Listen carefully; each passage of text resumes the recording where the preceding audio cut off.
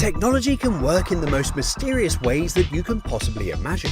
The lethal weapon we are going to talk about today is none other than Project Thor. With the US Space Force getting into action already, the US will try its best to get hold of as much of the world as it can, and it will be easier to do so from outer space. While the 1967 Outer Space Treaty prohibits the US from developing nuclear, biological or chemical weapons in space, what they didn't count on was the US Air Force's most simple weapon ever, a tungsten rod that could hit a city with the explosive power of an intercontinental ballistic missile. This new weapon does not fall under the category of either one of those, and promises to deliver strikes more powerful than many types of nuclear and chemical attack, while avoiding the unfavorable fallout which follows nuclear strikes. So what is Project Thor? Well, to summarize the entire concept, at the moment it is seen as a project that is potentially overshadowing the MOAB as the deadliest non-nuclear weapon in the US arsenal. Project Thor is a technology developed by Jerry Pournelle back in the 50s with the goal of obliterating enemies with bolts from above. This type of kinetic energy penetrator, KEP, would potentially consist of a pair of satellites. One acts as a targeting center and the other is fitted with 20-foot-long tungsten rods that will be dropped from orbit to the target. Capable of penetrating hundreds of feet into the surface of the planet, these thunderbolts from Thor will cause damage equal to a nuclear explosion without the fallout. So how will this work from space? The rod itself would fall with such speed that it would penetrate hundreds of feet into the Earth, destroying any potential hardened bunkers or secret underground sites. It's not known as the rods from God for no reason. More than that, when the rod hits, the explosion would be on par with the magnitude of a ground-penetrating nuclear weapon. But the catch here is that it would happen with no fallout. Such a weapon could destroy a target with 15 minutes notice. Though these rods will not carry warheads, they will strike at approximately up to 10 times the speed of sound, allowing them to cause tremendous damage with the sheer speed of their impact. These rods will be basically fired from American satellites present in space to specific sites that will be guarded for the safety of the common people living around. The concept is not radically different from the one behind a railgun. The projectile uses no explosives, relying instead on its immense speed. Remember, the net force is only mass times acceleration to annihilate whatever target it hits. While the railgun accelerates the projectile using electromagnetic energy, Project Thor depends on the potential energy of Earth's gravity. It just lets go and lets them fall. As far as the cost of the project is concerned, one thing to determine here is that there is no possibility that there will be any way to make it cheaper. According to experts who calculated the cost of this project, the cost of raising objects to space will be $10,000 per pound, suggesting that 200 cubic feet of tungsten rod, which weighs more than 10,000 kilograms due to the density of the rod, would cost around $230 million per rod to orbit. This volume is several times the price of traditional and nuclear bunker busters. Compared to Defense's projected cost of $212.5 million apiece for the next generation of intercontinental ballistic missiles proposed by the Air Force, the gap seems almost insignificant, particularly when the possibility of nuclear fallout is excluded from the equation. A core takeaway from the concept of weapons like Project Thor's is that hypersonic weapons pack a significant punch and may be the future of global warfare. Although other nations, including Russia and China, have urged the US to sign an international legally binding treaty for the prevention of arms race in outer space, Washington has firmly rejected such treaties. This lack of respect for international disarmament reappeared in Trump's threat to dismantle the Intermediate Range Nuclear Powers Treaty, INF, a 1987 document banning nuclear arms with very limited alert times. Even back in 2014, the US rejected the draft treaty of the prevention of missiles from outer space and the threat of use of force against outer space objects, PPWT, on the grounds that it was fundamentally flawed because it did not include ground-based weapons. And now, with the establishment of an official space force, Project Thor is becoming an inherent truth. People like the German Foreign Minister Heiko Maas and Russian Foreign Minister Sergei Lavrov have made overtures to renew talks on the INF Treaty, as well as a new Strategic Arms Reduction Treaty, START, which aims at general arms reduction, and to begin to take seriously the threat of space-based weapons. We are very concerned about the danger of the transformation of outer space into a sphere of armed confrontation. This subject has become more and more worrisome recently, Lavrov said at a news conference. Space weapons and autonomous weapons will soon no longer be science fiction. but a possible reality, Mass said in an interview on Wednesday. We need rules that keep pace with the technological development of new weapon systems. Such deployments may also lead rival powers to seek and retaliate by deploying similar systems of their own, potentially kicking off an arms race in space. The psychological impact of deploying these weapons, which even with air bases taken out of service will still be able to deliver strikes from altitudes of tens of thousands of kilometers, may in and of itself make Project Thor a worthwhile investment for the US. However, it is very surprising to see we spend millions of dollars on weaponry than on a good cause.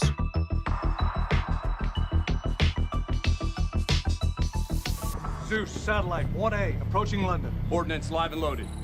Awaiting drop authorization. Now, to direct the rod to its target, we don't launch it or fire it. We drop it.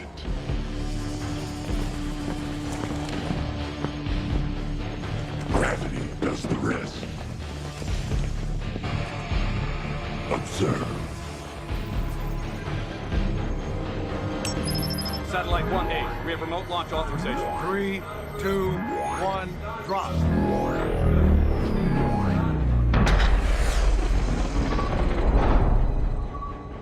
A rod touches down 8 times faster than a bullet, and with a force significantly greater than a nuclear warhead. None of the fallout. All of the fun.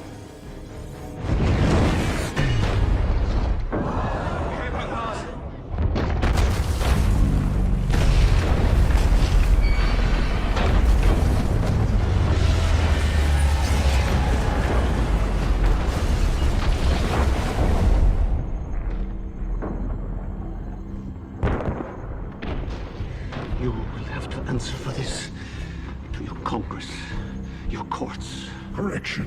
They. All praise to our power, Yahawah, by Hashem, Yahawashi, by Hashem Rakakadash. Double honors to the apostles and elders of Great Millstone, which I learned this truth from. Peace and salutations to the hopeful elect, learning and pushing this truth in truth and sincerity. And shalom to the few Yahawah listening and learning as well. Kind of up late at night, it's about 3 in the morning over here in the West Coast. And yeah, as you can see from that video, you know, the Lord is really, you know, got a set destruction, you know, set up for Babylon, America. And I was just looking at this article, and I actually came across this project, you know, just looking at YouTube videos and stuff like that. But as you can see from the video that I showed, I know it's a bit lengthy, but the information was vital.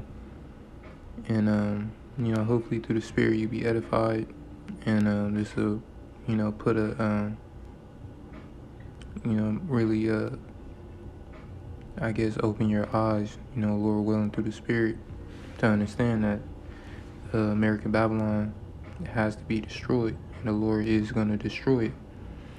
And this is one of his many, you know, ways of doing it. But you know, it's also to show that he's in control, you know, and it shows that you know, we have a clear distinction of you know, through the scriptures, that he's building Esau, Edom up, you know, to create these type of weapons to ultimately use them against them. And you know, I'm gonna bring the scripture out, but I just wanted to read from this article real quick, you know, and give you a little background of the project, you know, to show that it is real. This is from militarywatch.com, and it says, Project Thor, what America's rods from God. And it's blasphemous to put it, but it just shows how much, you know, the Lord is in control of things. You know, he didn't put it on Esau's mind, you know, you know, though it's coming from a proud, you know, point of view, or a prideful point of view, it's just showing the power of the Lord, to really, set the tone that who and where this destruction is coming from. But anyways, it says what America's rods from God space-based superweapon can do. And it says the U.S. Air Force is reportedly considering the deployment of a highly sophisticated new weapon system in space, which is currently under development under Project Thor, while the 1967 Slovakia Outer Space Treaty prohibits the U.S. from deploying nuclear, biological, or chemical weapons in space. This new weapon promises to deliver strikes more powerful than many types of nuclear and chemical attack, while avoiding the unfavorable fallout which follows nuclear strikes. Development of a non-nuclear space-based superweapon also provides the U.S. with a potentially massive advantage against adversaries with a no first use policy for their own nuclear arsenals, such as China and North Korea, allowing the U.S. to strike targets with the same level of force as a nuclear warhead without escalation to a nuclear war. Investment in such a capability would come amid growing American interest in non-nuclear strategic weapons, which has also included investment in the conventional prompt global strike hypersonic intercontinental range missile program for the Navy's submarines and stealth destroyers. So, basically Esau Edom is trying to basically come up with a way to be able to drop these, drop these bombs without breaking the treaties that these countries have, who have the nuclear military power. They all signed a treaty of what's it called?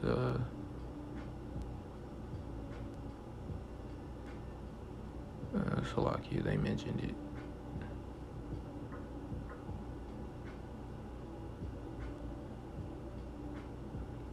With a no first use policy, they signed that, saying that they won't shoot their missiles, first. They have to be attacked in order to retaliate. But with this weapon, it allows them to, just drop it at any given moment because it's not considered a nuclear weapon, but it has the power of a ICBM missile, which is just another way the Lord is going to, eventually use it against Esau Edom and, certain parts of the world, to destroy it. And it says Project Thor will see telephone pole size. Oh my gosh. Telephone pole size tungsten rods 20 feet long and 1 foot in diameter drop from American satellites to strike hardened bunkers and underground nuclear complexes. These rods will not carry warheads but will strike at approximately to 10 times the speed of sound, allowing them to cause tremendous damage with the sheer speed of their impact. As you can see from that video that I showed you, this will provide an alternative to both nuclear bunker busters and conventional ones such as the GBU 57. North Korea and Russia, both of which deploy considerable assets from well-hardened installations, are thought to be the primary potential targets of these weapons, alongside Iran, which was receive Korean assistance in hardening its own missile sites and nuclear facilities. The cost of deploying these rods, which weigh over 10,000 kilograms due to the density of the tungsten, may be prohibitive. Each rod expected to cost over $230 million, several times the price of conventional and nuclear bunker busters. And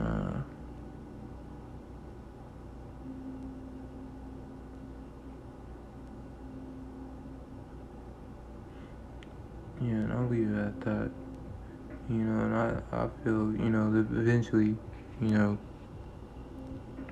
either these, don't quote me on it, but either these will, be used in a time of war, or they're gonna be used when Yahawashi returns. But just to prove, and it's just funny how they named it, rods from God.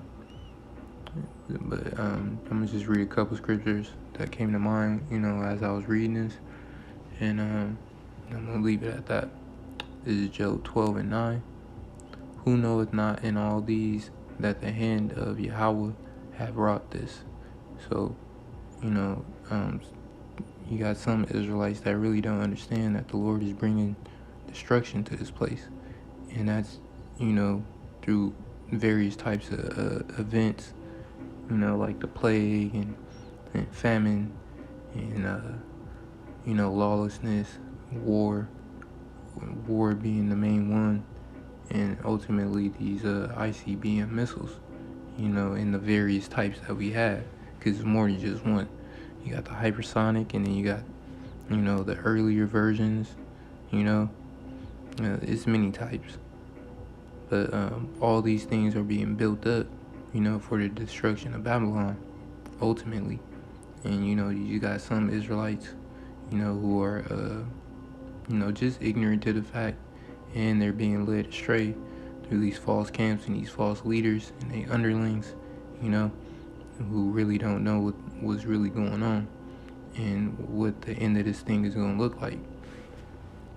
Because a lot of these people, they feel like America going to keep going, and it's clearly not the case. This place got to come to an end eventually, and this is the way it's going to happen, and it's going to happen soon. But not to rant, but yeah, who knoweth not in all these that the hand of Yahawah have wrought this, and in whose hand is the soul of every living thing and the breath of all mankind, which is Yahawah. He's doing all this. He created all us. He created this scenario, this matrix, so to speak, and ultimately he's gonna create the ending of Esau Edom's kingdom, which is, through ICBM missiles and hellfire. Well, we'll just say fire. Hellfire because the condition that people gonna be in. But, yeah, it's just the anger of the Lord through fire. That's ultimately gonna be upon his place. In whose hand is the soul of every living thing and the breath of all mankind.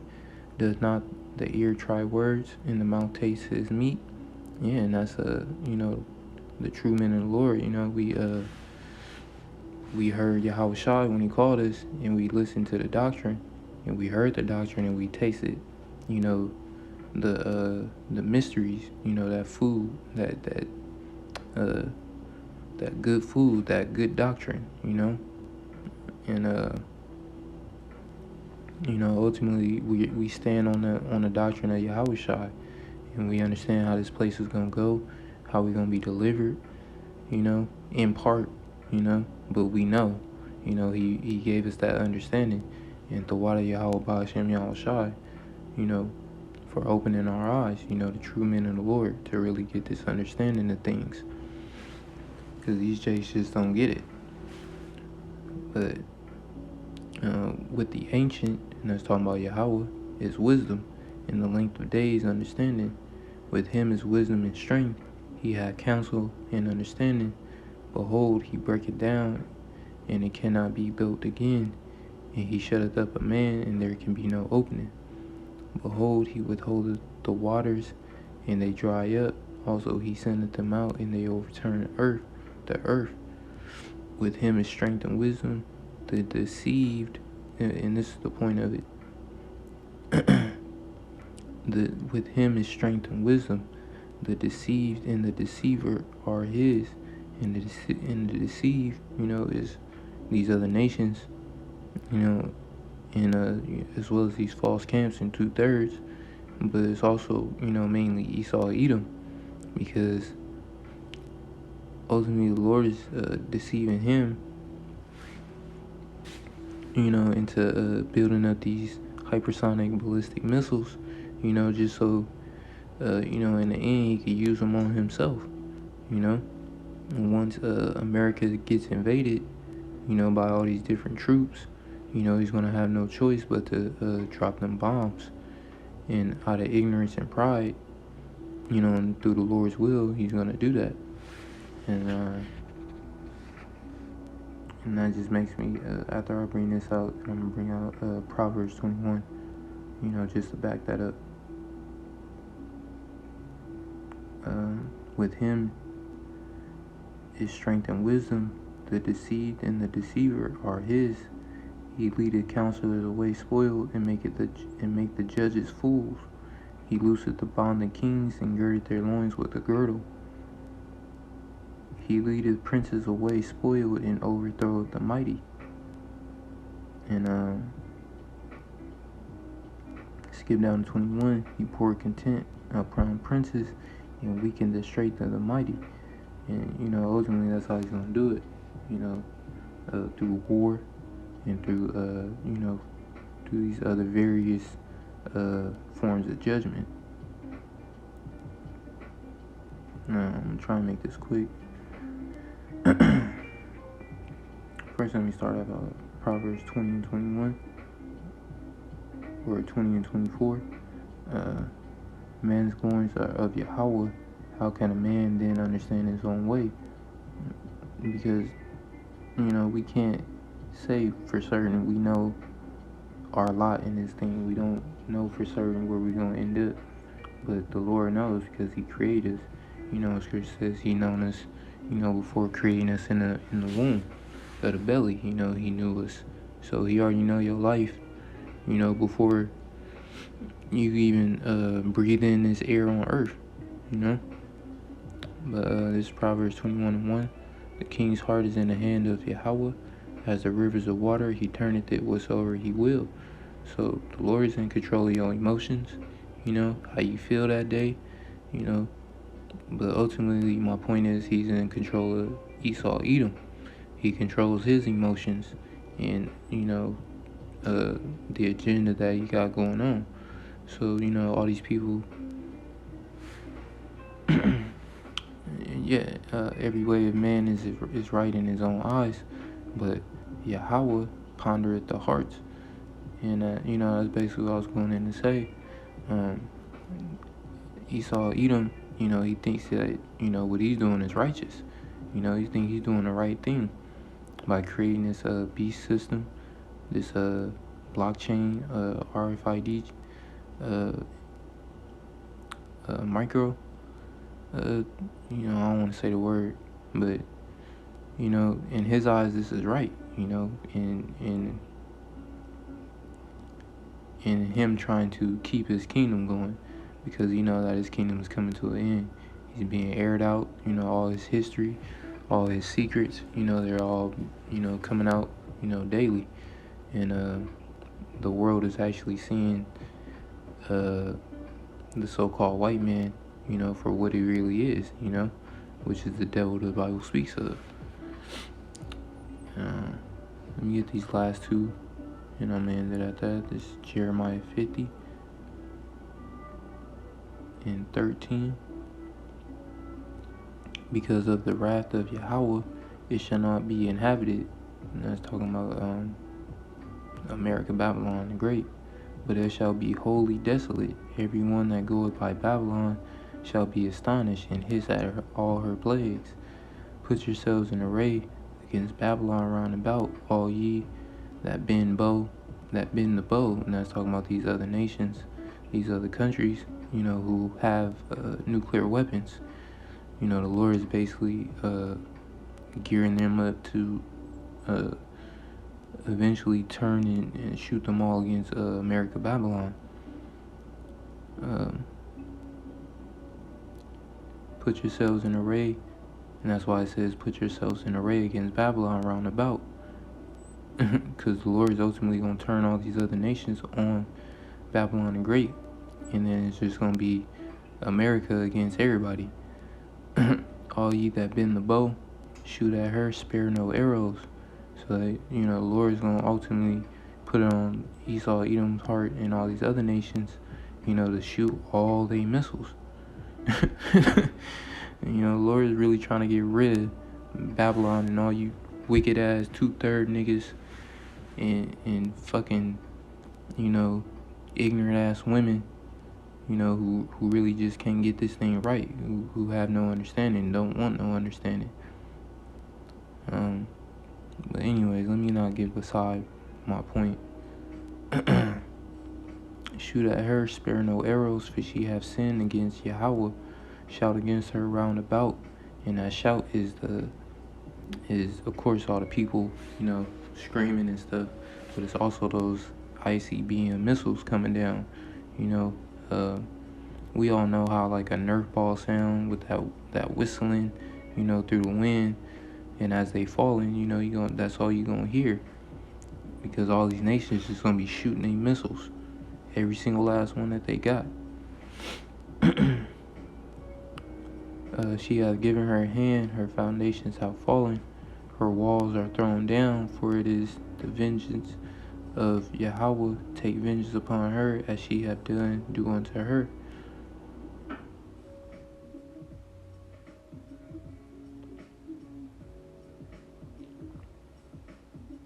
We skip down to 18. Therefore thus saith Yahawah of hosts, the power of Israel, behold, I will punish the king of Babylon and his land, as I have punished the king of Assyria. And I will bring Israel again to his habitation, and he shall feed on camel in Bashan, or Carmel in Bashan, and his soul shall be satisfied upon Mount Ephraim and Gilead. Yeah, I'm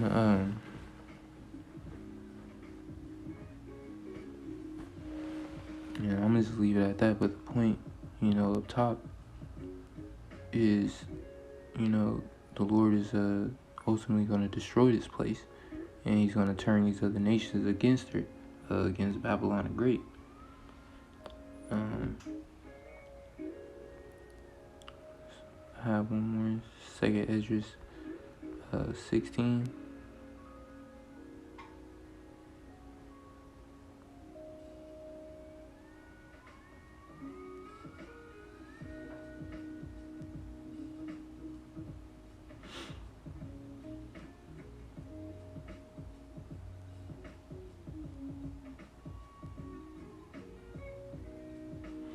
I'm gonna start at 7. This second is 16 and 7. May one turn again the arrow that is shot of the strong archer. So, you know, like, people who are in archery, you know, some of them can shoot an arrow, you know, sometimes at like 100+ miles an hour. So, you know, Esdras was given a metaphor, you know, speaking on like the power of Yahawah, you know, when he's gonna ultimately let go of these ICBM missiles, and this particular weaponry that I'm talking about right now, this Project Thor, because as you know, as I read from the article and from what you've seen in the video, it moves at 10 times the speed of sound. So, you know, who's going to really stop that and turn that around, you know? and it it's enough strength to penetrate an underground bunker. So, you know, who can really turn that around? But reading on, the mighty Lord sendeth the plagues, and who is he that can drive them away? A fire shall go forth from his wrath, and who is he that may quench it? You know, and that fire is going to be from nuclear missiles. The Lord shall threaten, and who shall not be utterly beaten to powder at his presence? You know, and that's going into the to those chariots as well. You know, they're going to be zapping. You know, people going to be seeing that shit. You're going to be scared as hell. And if the Lord not with you, and the chariot's not delivering you, you know, ultimately you're gonna get zapped by a damn laser beam. And if you think it's not real, you know, Lord willing, I'll find a video of an Edomite getting shot at by one of the chariots. But anyways, the Lord shall threaten who shall not be utterly beaten to powder at his presence. The earth quaketh, the foundations thereof, the sea ariseth up with waves from the deep, and the waves of it are troubled, and the fishes thereof also before the Lord and before the glory of his power. And as you seen from that video, the impact from the missiles, how it ultimately gave a ripple effect, underground, and it lifted the waves, it lifted the cement and all those buildings and stuff. That's ultimately what's gonna happen. When those missiles make contact, something like go in the water, cause tsunamis and great big waves and things like that. The Lord is gonna do damage, and these people really don't understand the power of Yahawah and Yahawashi, and just the utter damage and destruction that they bring into this place. For strong is his right hand, and that's talking about Yahawashi, that bendeth the bow. His arrows that he shooteth are sharp, and shall not miss when they begin to be shot into the ends of the world. Behold, the plagues are sent, and shall not return again until they come upon the earth. The fire is kindled, and shall not be put out till it consume the foundation of the earth.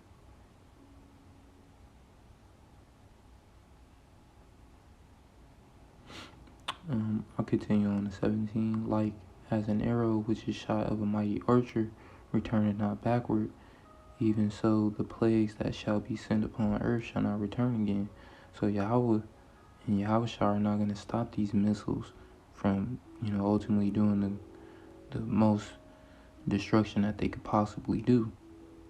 And, through their spirit and power, they're going to magnify these missiles in their impact and the damage that they do, and that's ultimately through the anger and the wrath of Yahawah Ba'ashem Yahawashi.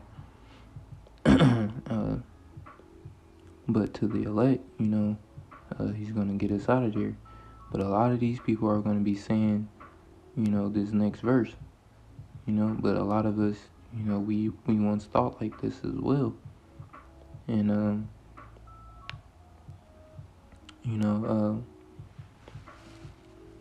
but through the spirit and power of Yahawah Ba'ashem Yahawashi, and through the knowledge and wisdom and understanding, we understand that we have a way out, and that's through the heavenly vehicles, which we call the chariots, or what the world calls UFOs. We know those are that's our salvation. That's our way up out of here. Ultimately once those missiles drop. But a lot of you jakes are gonna be saying, "Woe is me, woe is me. Who will deliver me in those days?" Because y'all continue to deny the power of Yahawashi first and foremost, and ultimately Yahawah, and don't understand that Yahawah sent Yahawashi in order to save you out of this destruction that he had planned for America. But you jakes don't get it. But anyways, once again, I'm going to say, Kol Allah, Yahawah, Ba'ashem, Yahawashi, Ba'ashem Rakakadash. Lord willing, you are edified. Till then, Shalom.